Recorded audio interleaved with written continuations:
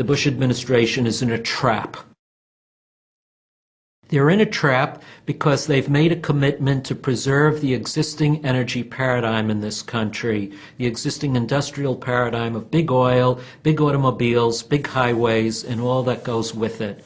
And the only way to preserve that paradigm is to gobble up more and more of the rest of the world's oil. There is no other way to do it.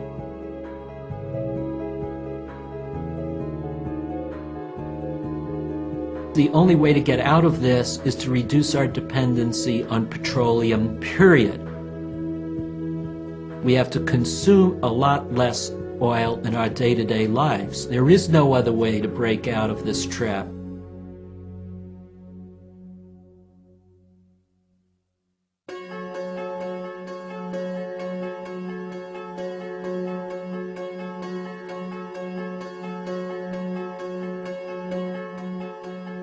Consumption of almost everything is going up dramatically and has the potential to rise to many times the current level because of the fact that you've got large parts of the world population, China, India, Africa, etc., that are really just entering the stage where they have people that are having, amenities like transportation, heating, air conditioning, and all the rest of it.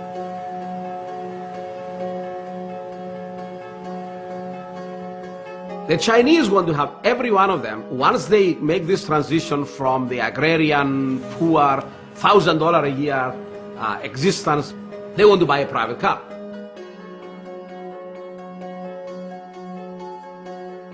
Consider this, there is 1.7 people per car in the United States. There are 117 people per car in China.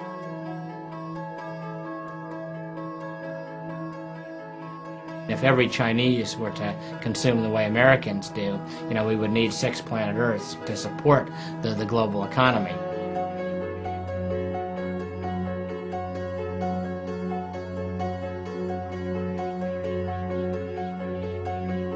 China is certainly becoming a big consumer of almost everything, and that's not too surprising given that China has 1.3 billion people, and it's had an economy that's been growing at 8 to 10% a year really consistently for the last, at least 15 years.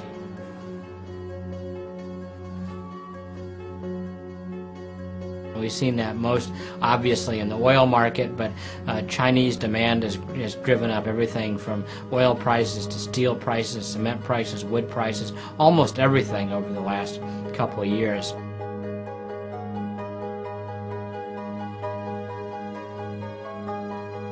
A sizable chunk of China's industrial generated surplus will have to be spent to acquire energy, which then in turn will help them further improve their industrialization, and it will create further energy demand, and it becomes this vicious cycle. They are absolutely terrified about this cycle of increase in demand, further increase in industrialization, and increase in demand over and over again. It cascades from there on.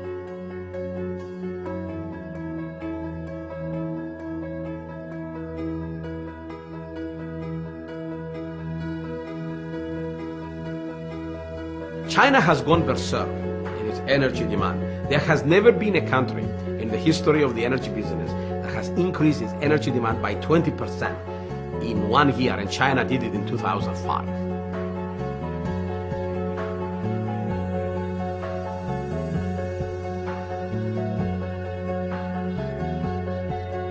China's increasing its oil imports at a dramatic rate.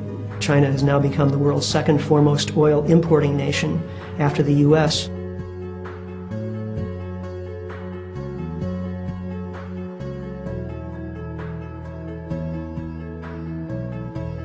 The United States will not be the reality of the world economy over the next 15 years from now. China is going to be the reality in the world energy situation and in the world economy, in fact.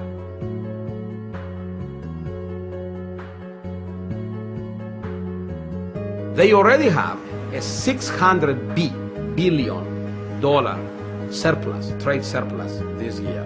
They don't care about the oil price.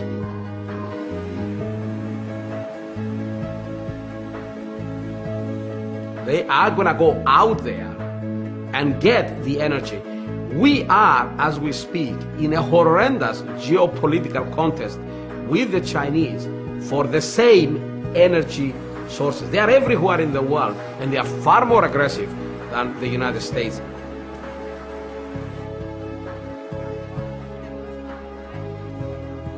The trillion-dollar question is, in fact, is there enough energy to supply the Chinese needs?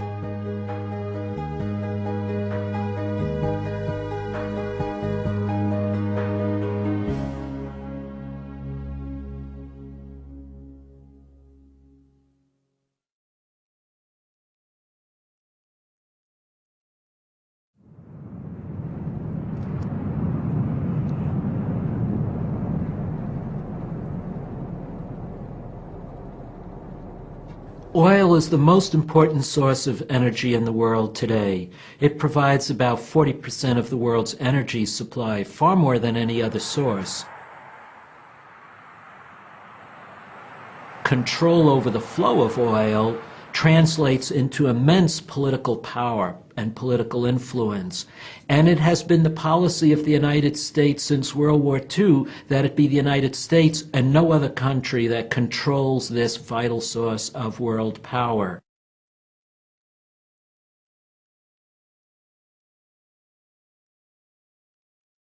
The stakes are high. Iraq is already a rich and powerful country that possesses the world's second largest reserves of oil and over 1 million men under arms. Our country now imports nearly half the oil it consumes and could face a major threat to its economic independence. Much of the world is even more dependent upon imported oil and is even more vulnerable to Iraqi threats. I don't think anybody except think tank types and ideologues believe that we're in the Middle East for democracy. The U.S. relationship with Saudi Arabia, which is our most important relationship in the Middle East, goes from the White House to a royal palace, which is inhabited by monarchs of the 14th century variety, like the kings that we fought a war against in 1776.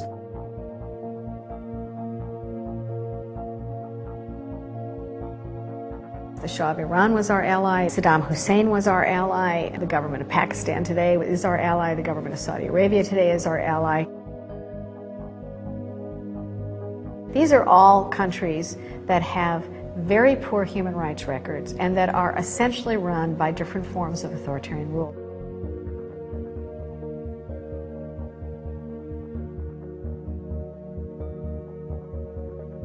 They have existed largely in a deal, particularly with the Saudis, that they would become our partner in the stabilization of the oil world in return for us guaranteeing their security, both externally but also as a government.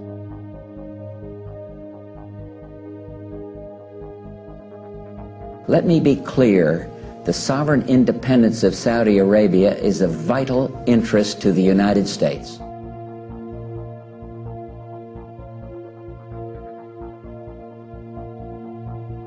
Look at this from the perspective of Saudi Arabians.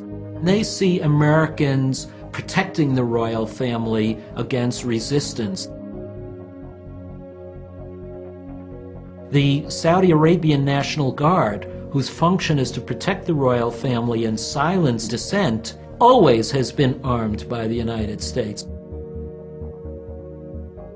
As far as they're concerned, we're totally complicit with the repression, the lack of freedom, the lack of democracy in their country. We are part and parcel of the Saudi dictatorship.